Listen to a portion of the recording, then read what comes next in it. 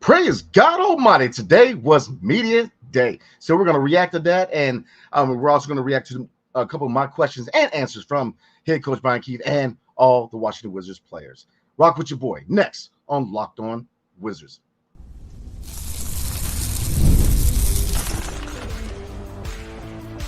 You are Locked On Wizards, your daily Washington Wizards podcast, part of the Locked On Podcast Network. Your team every day. What's up, everybody? It's your boy Brandon Scott again, and I appreciate you guys making Locked On Wizards your first listen every single day. We are part of the Locked On Podcast Network, your team every single day. Tonight's episode is brought to you by FanDuel. You can start the season with a big return on FanDuel. Place your first $5 bet, and you can get started with $200 in bonus bets guaranteed. Visit FanDuel.com to get started. All right, everybody, today we're going to react to my coverage of the Washington Wizards 2024 Media Day, which kicks off the 2024 to 2025 regular season. Obviously, tomorrow is the first day of training camp, and then on Sunday, the 6th of October, will be the first preseason game, man. So a lot to talk about tonight, lots to talk about. Like I said, today I was able to get in questions to everybody but my guy, JP13. I was not able to get the mic, but I was able to talk to not only head coach Brian Keefe, but to all the Wizards players that were available for media availability today for Media Day. So like I said, a lot of excitement in the building. And like I said, you guys are going to be very excited to hear about what I got to say about this team, because this team looks focused, man. They're having fun. They look focused. And yes, we all know they're not going to be very good, but look, they're going to be better. And they're going to have fun being better. And like I said, let's get into it. And there are three big areas that I want to talk about tonight. Kind of three different perspectives. The first thing, one is going to be Brian Keefe, two, the front office, and three, the players. So like I said, three main areas that I'm gonna cover tonight, and then I'm going to get into some of my questions that I had for head coach Brian Keefe and some of the players, and what do I think, and kind of react to their answers. So let's get into it. Three areas that that really kind of sprung out to me with Media Day. First thing is head coach Brian Keefe, and like I said, a lot of excitement with the players, with the front office after talking to Will Dawkins about the first full season under head coach Brian Keefe. I asked the question to Bub Carrington and Keyshawn George. They asked him, I said, how do you feel about, playing underneath a head coach where, his resume is immaculate as far as development of young players? And they're very excited.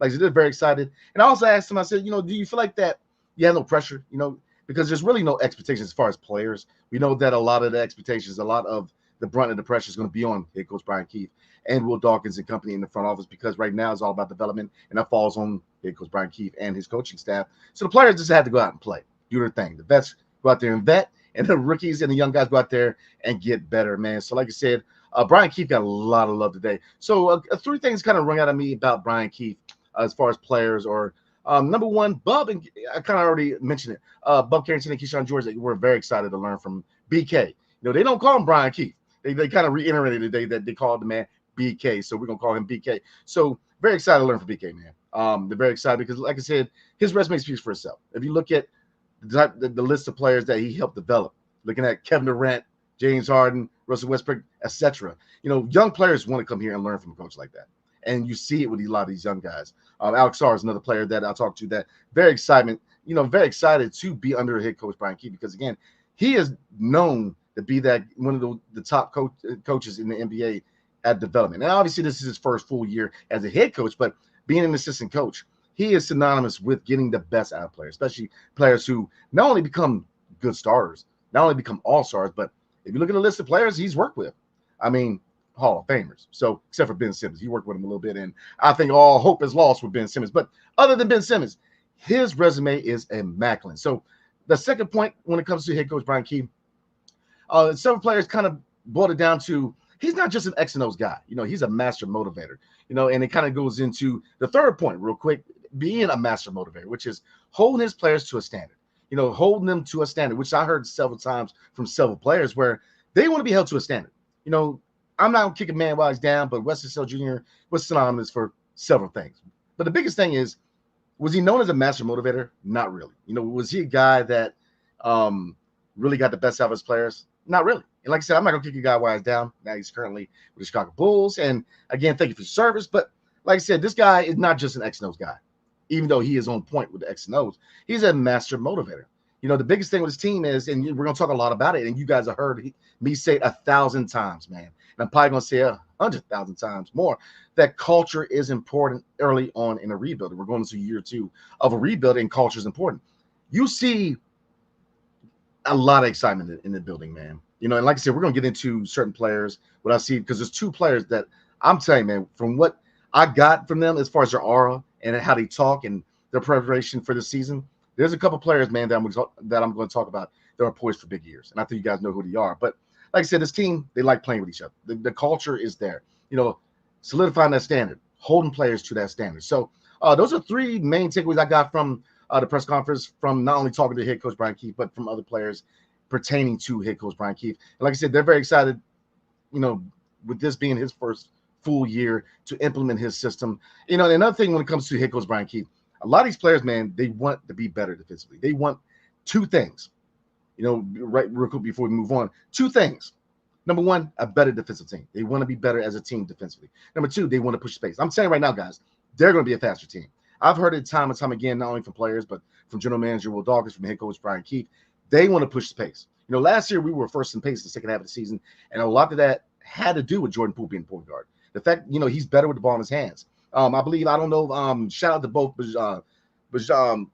man, a couple guys from Monument Sport. I'm drawing a blank right now, man. But they asked a good question to Jordan Poole, where it talks about with him with the ball in his hands. And he says, "Look, I'm better with the ball in my hands," and I have to agree with that. Chase Hughes, my bad. It's been a long day, guys. So Chase Hughes and Bajan Saab, man, shout out to them, Monument Sports guys. I believe it was Chase that asked a question where he asked, are you excited to have that role where you're gonna have the ball in your hands? And he says, yeah, I've been that guy most of my career. Last year was the first real time where he played off ball. He's better with the ball in his hands. So I'm really here to tell y'all, it's looking like he's gonna be the starting point guard. Now it could be something to change. It's not concrete. I'm not, showing my shot like Babe Ruth. I'm telling you right now, I'm speculating. I'm going off of body language. I'm going off of certain things from general manager Will Dawkins and head coach Brian Keefe. But if I'm a betting man, I'm gonna say that look, they're gonna seriously give a nod to Jordan Poole being a starting point guard. Now, like I said, we did cover all point guards and what they're gonna do with all of them, but we're gonna talk about that in a minute when it comes to my Q&A. So let's get into the other 2 points real quick. All right, front office is the second part I want to cover tonight. 3 main things I got from the players and head coach Brian Keefe when it comes to the front office. Number 1, a lot of it came from Malcolm Brogdon. I was able to talk to Malcolm Brogdon today. Shout out to Malcolm Brogdon, UVA guy, man. He's got links to the city. He had a lot of high marks for this front office, man. Number 1, he said that he was impressed with how fast they make improvements. They actually consulted him on several things. I believe he said it was weight equipment. If you see a lot of players in the roster, Corey Kispert was a guy where there's a noticeable change as far as his body, man. He definitely added some muscle this offseason. And he said that, look, I didn't know how strong I was till last year. That was straight from the horse's mouth. And he's stronger than he looks, and he definitely got stronger this offseason. So you see that they're implementing a lot of weight training, and that's good to see, because like I said, they consulted Malcolm Brogdon, and whatever he told them, they were quick with the results. Going in there and get weight equipment, getting all this equipment for them to get stronger, which I think is definitely something that a lot of these guys, they need to get stronger, especially looking at Bilal, he's got to get stronger. Alex Sarr has to get stronger. Kyle Kuzma, I think he's good. Jordan Poole could, definitely as far as attacking the basket and going into contact, could add a little bit of weight, man. But I think that JP13 is ready to rock. But like I said, the second point, and like I said, a lot of this when it comes to love for the front office came from Malcolm Brogdon. He also mentioned that they're rebuilding the right way. They're doing it the right way. They're not cutting corners. They're taking their time. They're doing it the right way. And like I said, this is a guy who they asked him, who was the biggest kind of influences you? And he brought some names up that really brought me back, man. Matthew Dellavedova, a former Australian player, he mentioned him. And several guys, what was it? John Henson, he said was a big credit, but because we know he started out with Milwaukee Bucks. So, Malcolm Brogdon has been in the league for a minute. I believe he has been in 9 years. So, he's been in different organizations. He's seen rebuilding teams. He's seen contending teams. And he should have said that, look, this front office is doing it the right way. High marks. They're doing it the right way. Not cutting corners. They retooled scouting, development, brought in a development coach, brand spanking new front office. List goes on. This team is doing it the right way. All right, point number 3 real quick. kind of mentioned the new weight equipment, but they put a lot of money into the facilities, man. A lot of money into the facilities. And like I said, that's a testament to Will Dawkins, the president of basketball operations, Michael Winger. It's a testament to them. They're coming in here to revitalize this franchise. I don't think you guys want to hear it, but as far as the cafeteria, even Michael Brogdon said that this is the best food he's ever had as far as an NBA facility. So, like I said, high marks for the facilities. Whether it is the weight room, whether it's the practice facilities, whether it's even the daggone cafeteria, there's high marks. They're putting money and time and revitalizing this franchise in every way imaginable. So, like I said, when it comes to the front office, a lot of love for Will Dawkins, man. A lot of the guys who are already on the team have a lot of love of what the moves he made, the direction his team is going, his draft game. But to hear this from Malcolm Brogdon is coming in, and he kind of admitted on the low a little bit that he doesn't expect to be here past this year, but he wants his presence felt, especially working with point guards like Jordan Poole, Bob Carrington, Jared Butler. So he definitely wants to make his presence felt as a mentor, as a vet, but he also acknowledged too that he's probably not going to be here past this year. So we're going to get into my third part of today's media day that I want to cover, and we're going to get into some of my Q&A with players. But before we do, tonight's episode is brought to you by FanDuel. Hey, NFL fans, you can start the NFL season with a big return on FanDuel, America's #1 sportsbook. So when you get a hunch in the middle of the game, you can check out the latest stats, view live, play, and so much more on the same page where you place your bets. You can start with $200 in bonus bets guaranteed when you place your first $5 bet. That's FanDuel.com. And thank you guys again for making Locked On Wizards your first listen today. I appreciate it if it's your first listen, right? But I'm just messing with you. For your second listen, enjoy the Locked On NBA podcast. There is no offseason in the NBA, and Locked On NBA provides daily basketball analysis from national and local experts in 30 minutes or less. No one keeps you as informed and entertained as Locked On NBA. Available on YouTube or wherever you get podcasts. Part of the Locked On Podcast Network, your team every single day. All right, everybody, let's get into it. We're going to hit the last part of my takeaways and reaction from Media Day today with the Washington Wizards, and then we're going to get into my Q&A questions for some of the players and head coach Brian Keefe. Like I said, I put most of the questions or most of the players that I asked questions to on X. I'm going to put it after the show. I'm going to put the questions and answers here on YouTube so you guys can see. Now, there's some players that I did ask questions, but I didn't put it out there on X, and I won't put it on there on YouTube.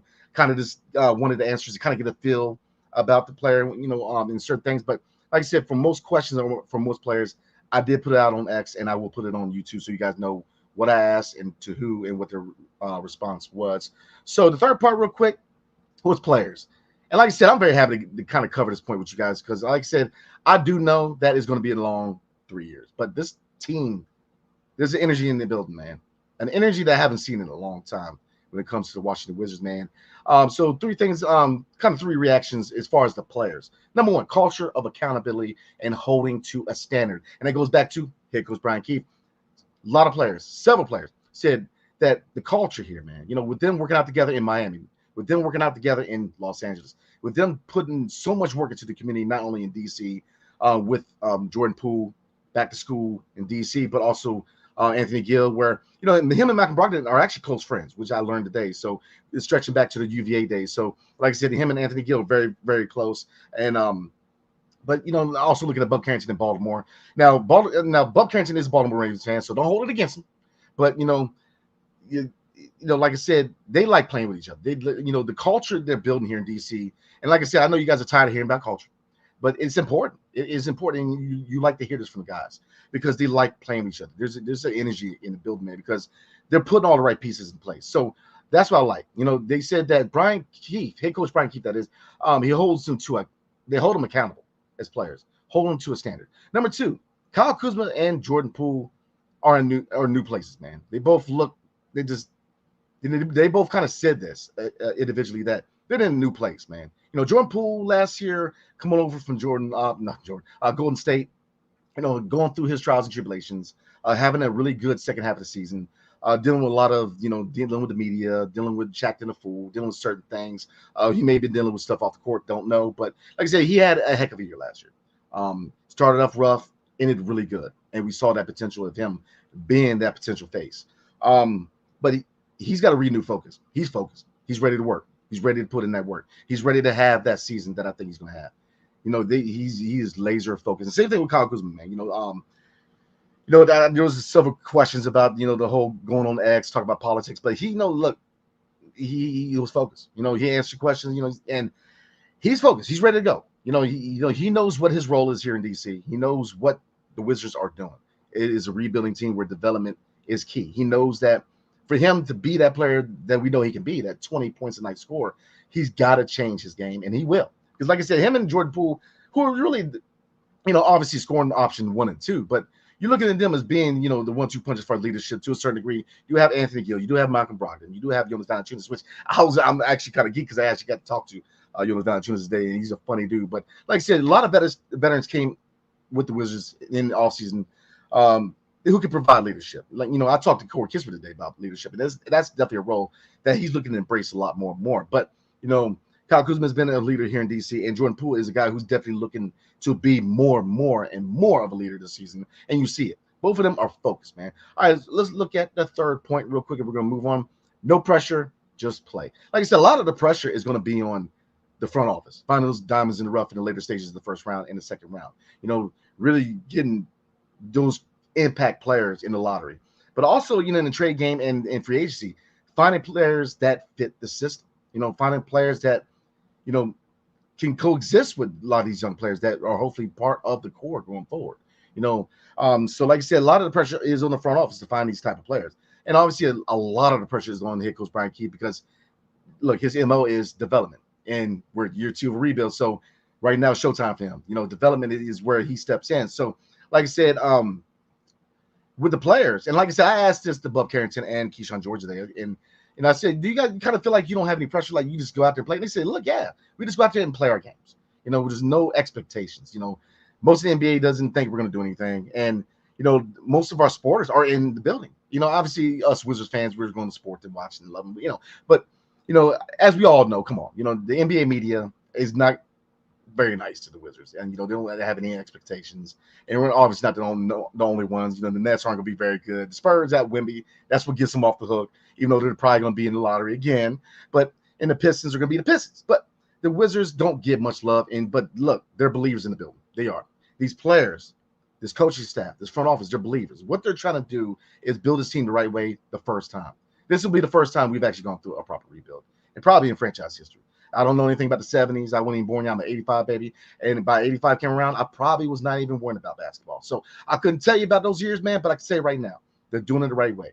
And I feel like there's excitement in the building, there's energy in the building, and there's a direction that we haven't had here in probably ever, in my opinion. So like I said, high marks, man. So those are the 3 main areas that I wanted to cover today, and 3 takeaways from each area. Like I said, it was a really cool media day because, like I said, this is my first official media day. I did get my media conditions last season, but it was, I believe, the second month of the season, man. So this is my first official media day, and I'm geeked because, like I said, I was able to go in there and talk to the players, and especially the new players. I definitely wanted to get a sense of the new players like Jonas Valanciunas and Malcolm Brogdon. So that was really, really cool.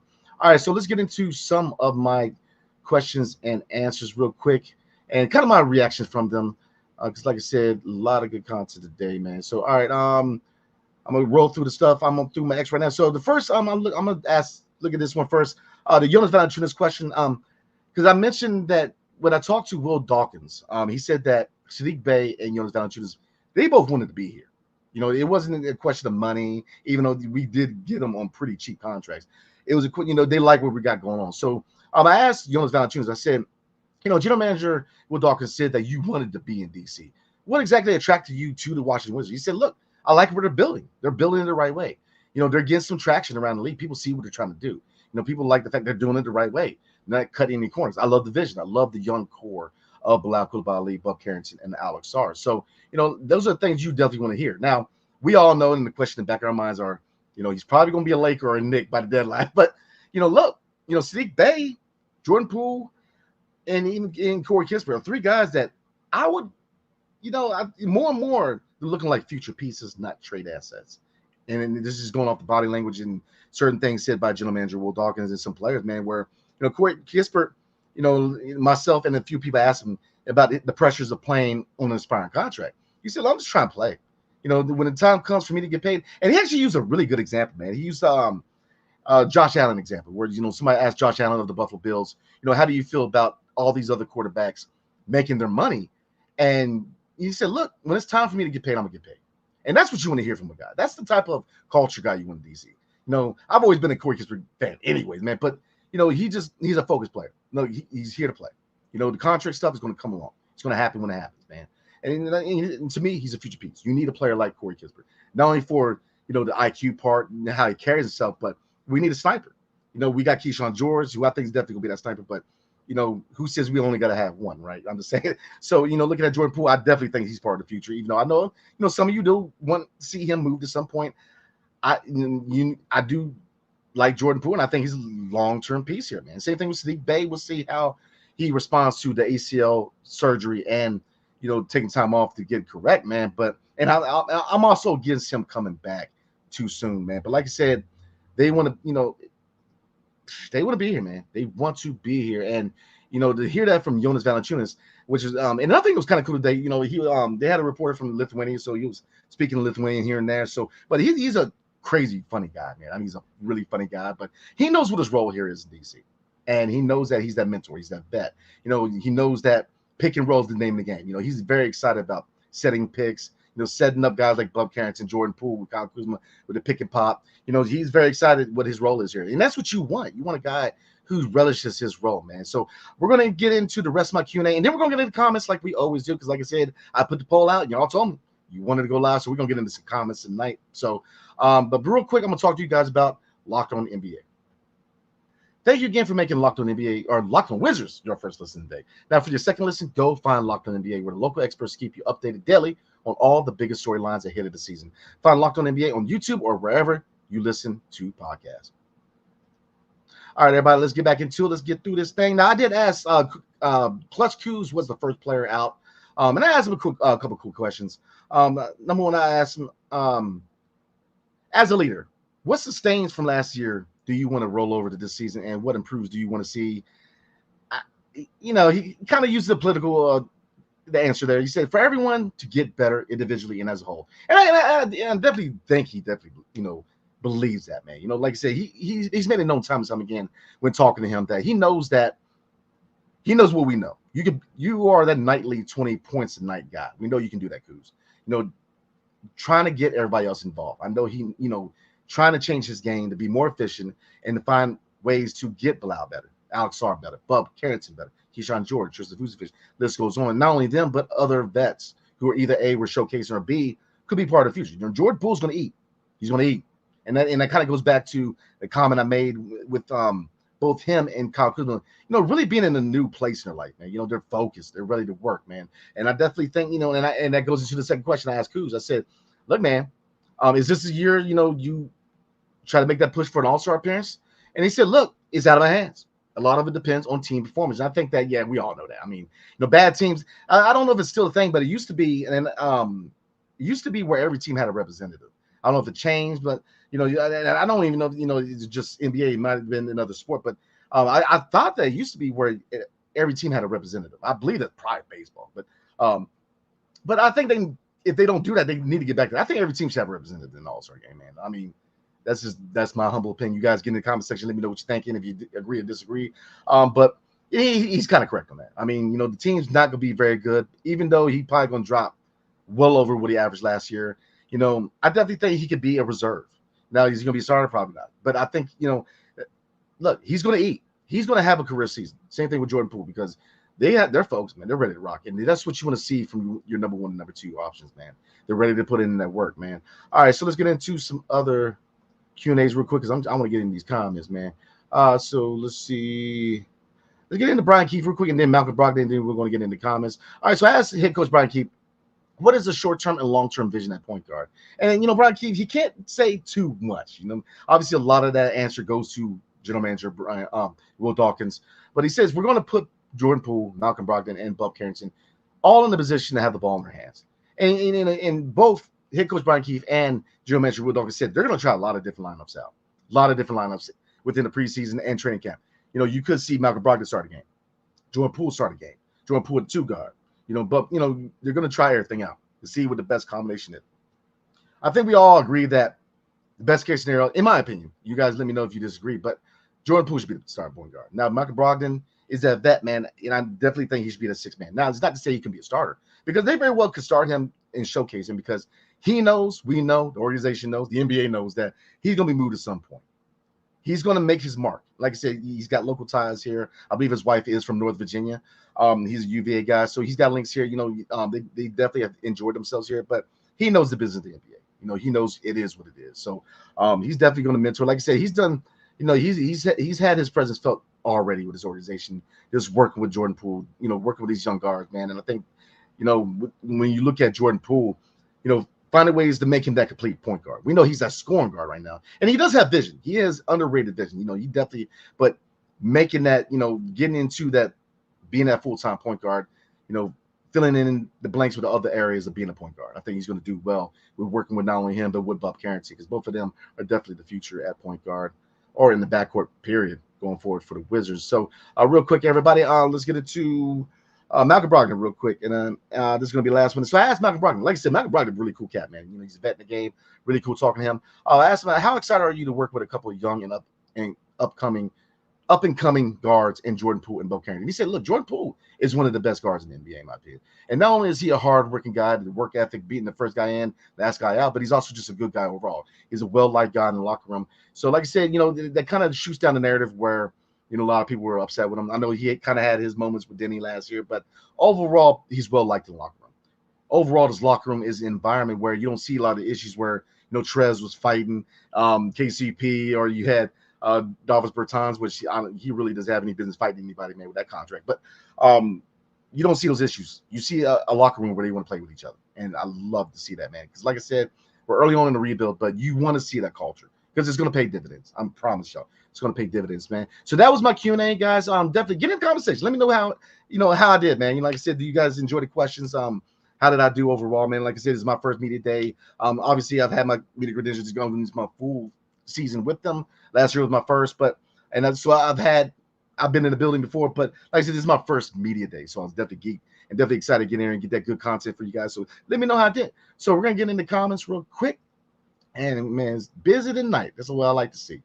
All right, guys. To kick it all off, let's see that black underscore guy. Okay.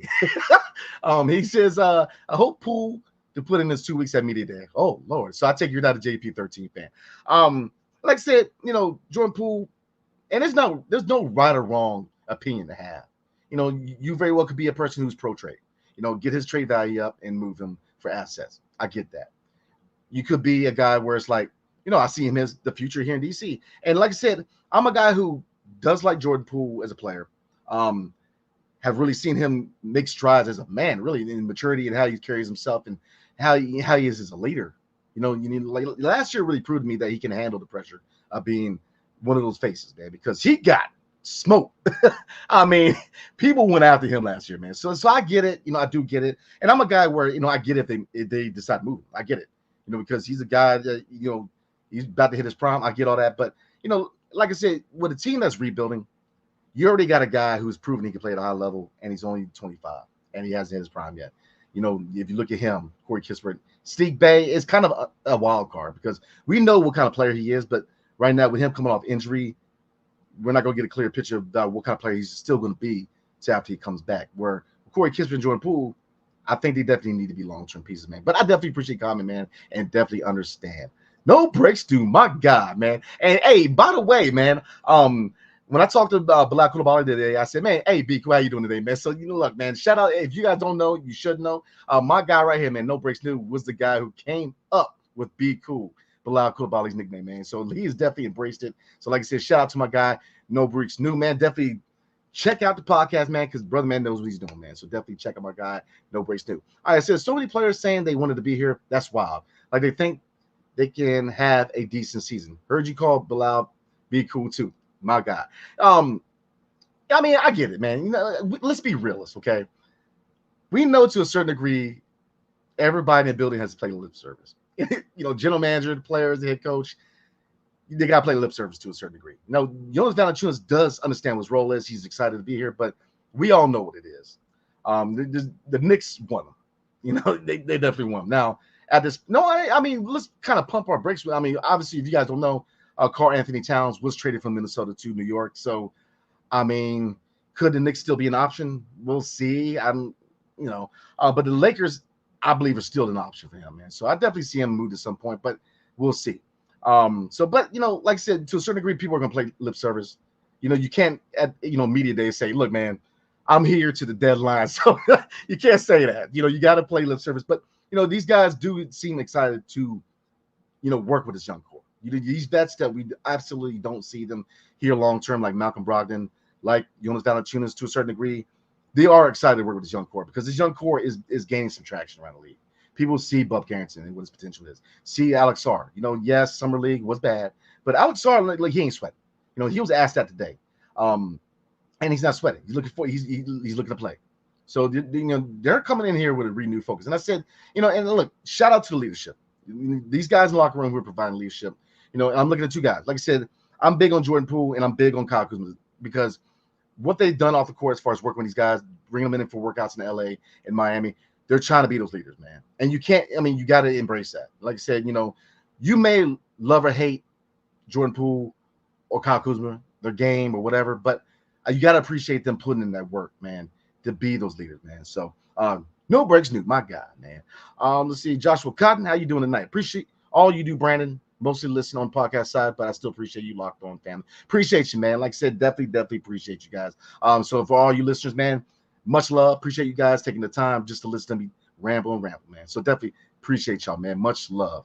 Stephen Fine said, what assistant coaches have the Wizards hired? I don't have the list on me now, but I will.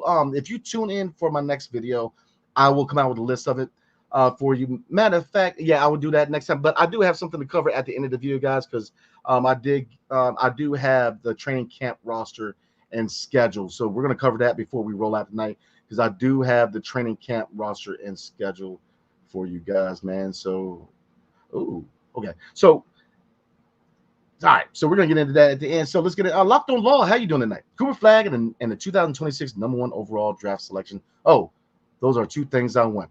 Man, look, that would be a dream scenario. But this past draft proved to you guys, or should have proved to you guys, that it's a game of luck, man. And the Atlanta Hawks got the #1 overall pick, and they had no business getting it. Should have been us or the Detroit Pistons, straight up. In the previous year, we were like a percentage of a point away from getting Wemby. I mean, it just shows you it's a game of luck. And that's why I said that, look, Cooper Flag, you can't take anything away from him. He's a superstar in the making. He's going to do his thing at Duke, even though we are a UNC household here. But, he's going to do his thing. All right. But you can't make it Cooper Flag a bust. Ace Bailey's another guy. This draft coming up in 2026, especially with Carlos Boozer's son, man, Cam Boozer.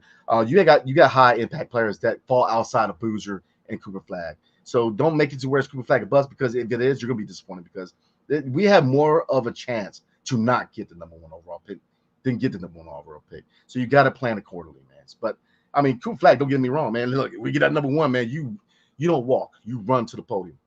Uptown Dre, my guy. He says, yo, my brother, has Kubali grown more? Absolutely. Matter of fact, he was no speed taller. They asked him that question today, and he says that without shoes, which David Aldridge found weird, man. Shout out to David Aldridge, the OG. He found weird because usually in the draft combine, they do with your shoes on. He said with the shoes off, he's 6'7", but right now he's around 6'8". It could be 6'9" by the deadline. He's grown, man. 6'8", 6'9"? Come on now. Come on, man. Come on, rock with me, man. He also said, I like Ace Bailey and Dylan Harper. We probably won't get Coop. I mean, that's the thing, man. Like I said, I definitely would love Cooper Flag, but Ace Bailey and Dylan Harper are high-impact players who shorten the rebuild and make us better. So, don't make it to where it's like, man, Cooper Flag, or I'm just going to lose my mind. Look, it's probably going to mind loss, man, because the chances are you're probably not going to get them. Not to say, we'll cross that bridge when we get there, but, that's the thing. The draft is a game of luck, man.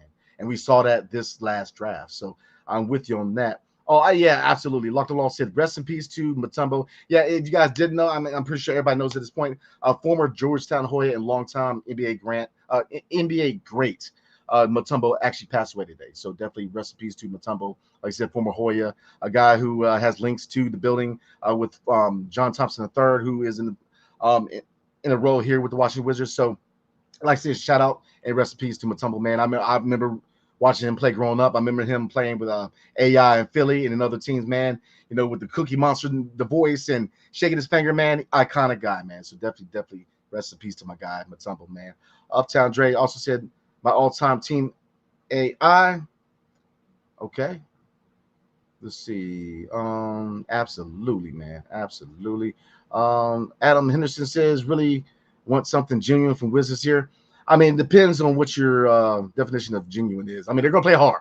They're gonna play hard. They're gonna have a good locker room. They're gonna get better. Now, when I say improvement, I'm looking at 20 wins. I'm looking at most 25 wins, and that's okay, man. That's okay because you cannot measure success this season by wins and losses. We know that. I know it hurts to say that, but it's true. You can't, man. It's about progression and young talent. And that's as soon as you kind of realize that, it's going to help you out, man. Bourbon helps too, but here's the thing. It's not about wins and losses yet. And, Will Dawkins has said it, man. We're going to get younger after this season. There's going to be a lot of growing pains. There's going to be a lot of losses. But that's okay because we are heading in the right direction. And it's not to say that losses aren't fun. Man, I'm telling you, like I said, bourbon helps. Uptown Dre also said my all-time is AI, Sleepy Floyd, Morning, Ewing. Woo, I like that. And then so Hoyas, okay. Well, let's see. All-time Hoyas real quick, man. AI easy. Lonzo Mourning, absolutely. Patrick Ewing, yeah, Matumbo. Hoyas, man. Let's see. To me, it was Jeff Green. When I was playing ball, man, I modeled my game after Jeff Green. Jeff Green was my guy. I remember him, Roy Hibbert. That was my era. Who's the point guard, man? It was Jonathan something, man. But I'm with you on that, man. It's a great list, man, because I'm a Georgetown guy, man. So great list. AI was unreal, man. Unreal. Lock and Law says good list. Not many would leave Iverson off there. Nah, man. You on something, man. You need a drug test. You leave AI out the Hoyas list. Lord have mercy. All right, let's see. Lock and Law also said, I know some people are going to disagree with me, but I do not want this roster to overachieve. All it does is hurt a rebuild. And, I see where you're going with that, and I respect that. But I'll say this. Overachieving shortens rebuild. So I see where you're going with it, and I agree with you. But overachieving does it could to a certain degree. I agree with you. But overachieving also shortens rebuild. If you see significant progress from Bilal, okay. Alex Sarr, I think it's going to take a couple of years, but Keyshawn George is going to be that sniper. I see him as that sniper off the second unit. In tandem with Corey Kispert, man, we're going to have some shooters. Jordan Poole is poised for most improved player of the year. He's going to get votes. That's my hot take. I'm just saying it right now. Jordan Poole, where his at, he's ready to roll. He's going to be a most improved player candidate, straight up. So I agree, but I think we're right. Adam Henderson says, I don't like the idea of rebuilding. When you're in a multi-billion-dollar competition, you should be full steam ahead every year. Forget last year or next year. Win, period. I agree, but we needed to rebuild here in DC. We were – that makes sense when you're the Golden State Warriors. That makes sense when you're that team who has the pieces, the philosophy, the coaching, the front office to match. Yes, you win, period. I agree with you. But the thing is, man, we've had abysmal front offices. We just now have a front office. Michael Winger, track record, proves, speaks for itself. Will Dawkins, this man, it came in ready to work. If you look at coaching, under Wes Unseld Jr., with Bradley Beal here, with, KP, even though I'm a big KP guy, we were just good enough to make the plan, and so you got to break it all down. And that's the thing is that we never had a true rebuild. We've always been trying to build through the middle. Gilbert Arenas was a great era, but we never had, we never put that amount of talent around him to really go past the first and second round. Same thing with John Wall, not drafting Klay Thompson, not drafting Stephen Curry. The list goes on, not trading for Paul George. We didn't give John Wall that final piece. So now we're starting to rebuild, and I think we'll get there. Here's the thing. I hear it all the time from Will Dawkins, sustainable contender. They want to build this team up to be not only a good team for a year or two, but for a team that's going to be a contender for 10 plus years. They want to build a sustainable contender. So I agree with you, man, but I think we desperately needed to rebuild, man, because if not, man, it will still be Bradley Beal bouncing the ball off his foot every night. All right, let's see. Locked on losses. The NBA doesn't work like that. I'm with you on that. You got to tear it down. You got to. This is, but I agree to a certain point. March Reviews 2.0. Like it. Locked on Law. I'm sorry, but I do. I want the Wizards to show a pulse and not become a joke. I agree. you can rebuild the right way and overachieve. A lot of your picks don't always work out in the line. I agree. Great points. I agree. You can definitely overachieve. And I think that, this team with what they're building, the culture, the work they're putting in the gym, during the season and in the off season, I think it's going to work dividends. Especially with a lot of these vets like Jonas Valanciunas, Malcolm Brogdon, they're going to work with these young guys. They're going to be impact guys. We're going to overachieve within the next couple of years. I think the rebuild is going to cap out of 3 years. I think we're going to be better a lot sooner than later, man. This is my humble opinion, so I agree with you on that. All right, so guys, you know me, so we're going to get through these comments because I don't like leaving out any comments, so we're going to try to get through this before we are at the 40-minute mark, so let's get through this. I'm going to try to get all of them, y'all. Stuart O'Flaherty, how you doing tonight? They need to play the young guys, build it up with 2 more drafts, then kick ass for a decade. Amen. I'm with you on that. These 2 drafts to me are the most important drafts. After that, I see them becoming a really, really good team, in my opinion. 2025, 2026 draft, to me, are the 2 drafts where you've got to hit pay dirt. You've got to hit those drafts, man. You've got to hit those picks. Like Law says, if you're not a big market team, the only way to build a winner is to draft and develop a franchise player. Players have all to say in where they want to play. Yeah, but that's the thing, though, man. They're trying to tap into this area. And then, here's the thing. When you say small market, the DMV is a major market. It's not one of the biggest markets in the country. The thing is, when you say small market, and I agree with you, is that this team has always had a small market mind frame. They're starting to now tap into not only DC, but reaching out into Maryland, Baltimore, having that connection to Baltimore. Because look, don't forget, this team started out in Baltimore. They were the Baltimore Bulls before they even went to the Nation's Cap. So, forming that relationship with Baltimore, I think is important, especially looking at other counties, Montgomery County, PG County, shout out, and in the Commonwealth of Virginia. They're trying to tap into this market because this is one of the biggest markets in the country.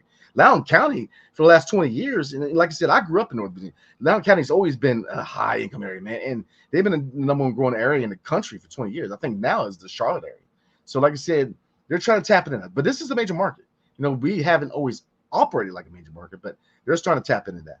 Especially now that, Teddy Oss is looking to possibly buy it at Washington National. I'm not, Nats fans, let me know what you think about that, man. But Locked On Law says we're not LA players are not knocking down our door to play in DC. Not yet, anyway. I think the narrative is changing. It's going to change. Like I said, Sadiq Bey wanted to be here. He wants to be back home. And him and Bub Carrington had a conversation with general manager Will Dawkins about being at home. And Bob Carrington kind of mentioned it today. Like, there's parts of, playing at home. Obviously, a lot of families reaching out for tickets. There's a lot that comes with playing at home. And I think that's a big reason why Kevin Durant never wanted to play at home. Some players do come back home, but big reason why, and Kevin Durant said it, that's one reason, but, he grew up here. He wants to live in other places. But so I'm with you on that. Let's get through this, guys. Adam Henderson says, what are the top 3 worst franchises in all sports? Did the Wizards fit into that category? No, but I can tell you who they are. The Eagles, the Cowboys, and the 76ers. Easy. Boom. All right. Let's get through this thing. All right. Dean Pomeroy, what's going on with you, man? I think the Wolves won the trade because Randall averages more points per game than Cat. And plus, DiVincenzo was underrated. Plus, they got it first. Absolutely. Absolutely. I mean, Randall is – there's parts of the game – there's parts of his game that I like. There's parts of his game where it's like it frustrates you. But Cat's gonna do well. That's a loaded team in New York. That's the question for you guys tonight. Where do you rank New York in the Eastern Conference? Are they up there with Milwaukee yet? Because I don't think they're up there with Boston yet. But are they up there with Milwaukee yet? You guys let me know. Lock Law also says, I'm not sure Cat is tough enough for New York fans and media. We're gonna find out. You better toughen on up.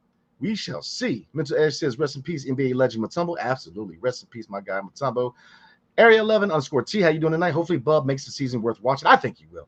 My man Bub from B-More, man. He's going to do his thing tonight. Or not tonight, or this season, that is. Lock and Law says if they go 40-42, I'm blaming you, Brandon. Hey, look, if they go 40-42, all blame goes my way. Absolutely. I'm with you on that. All right, so we got 3 more, so we're going to go through this thing, guys. Mental Edge says, hope the Wizards don't try to go full tank like the Pistons. You see what that got them. The Pistons, man, they just did their curious case. I mean, they are a curious case, so I'm with you, man. Please, God, don't let us end up being the Pistons. Good God. But don't be like Kuz, man. Say don't be that team, man. Can't make the bite us. Lock and Law says true, but the Pistons front office is terrible. Absolutely. We got a legitimate front office, man. We got a front office on steroids, man. They are ready to cook. All right, last comment of the night. And again, before I do the comment, appreciate you guys, man. I did put the vote in. You guys let me know you want to go live. And it's been, like I said, I could not wait to get home and kick this thing off and let you guys know about Media Day, man. So definitely appreciate everybody that showed up to the live, man, and anybody watching the video, period, man. But like I said, for you guys who sit here and took your time to chop it up with me tonight, appreciate you guys. For real, for real, All right, Adam Henderson says, yeah, definitely looking forward to seeing some local talent like Bub and Bay shine. It hurt watching Melo, KD, and other local grown superstars never play in DC. Yeah, and that's a great point, by the way. Great point. Melo is another great point. People forget, he was born in New York, Red Hook in Brooklyn, man, but he grew up in Bmore, and so but here's the thing, Bub and Bay, they're going to do the thing, man. I mean, Bay, we'll see. Like I said, I don't think they should rush him. Let him start off next year. But like I said, the narrative's changed. People want to play here. People want to be here. And one thing, what was I going to say? Oh, yeah. Bub Carrington did say that, look, he's been, he's contacted by Carmelo Anthony, man. Obviously, being a Be More guy, definitely helped him. And then he was, again, honored at the Bills and Ravens game where not only him, but Angel Reese was another local Be More talent, man. So shout out to them. But like I said, Bub is very excited to be back home. So that is it, everybody. This is it, everybody. We're gonna go ahead and call it a night. Again, appreciate you guys for tuning in with me tonight. Like I said, very, very excited about Media Day. All right, so tomorrow, or matter of fact, we got some news real quick, everybody. So let me dig it in my email real quick. Let me get this news to you. All right, so because it has some information concerning training camp. All right, so real quick, guys, information. I'm gonna give you guys a roster for training camp. It starts tomorrow, and we're gonna look at the schedule for training camp and go from there. So here's the training camp roster. Obviously, Marvin Bagley III, Patrick Baldwin Jr., Siddiq Bey. He's hurt. Leaky Black. I still love that name, man. Malcolm Brogdon, Jared Butler, Bub Carrington, Justin Champagnie, Bilal Coulibaly, Johnny Davis, Keyshawn George, Anthony Gill, Rashawn Holmes, Corey Kispert, Kyle Kuzma, Kyra Lewis Jr., Jalen Noel, my bad, Jordan Poole, Alex Sarr, Jonas Valanciunas, and Tristan Vucevic. All right, so everybody, today obviously it was Media Day. Training camp will be Tuesday through Saturday, 11 to 1, if you want to know the times, at the MedStar Health Performance Center. And then training camp day 4 and 5 will be at the McGill University in Montreal, Quebec. And again, Sunday is preseason game number 1, so I will be going live after preseason game number 1. So there was some other information I wanted to get out to you guys. That is it, guys. All right, so I will be seeing you guys tomorrow. You guys enjoy your night. Hail to the Wizards and peace. See you guys next time.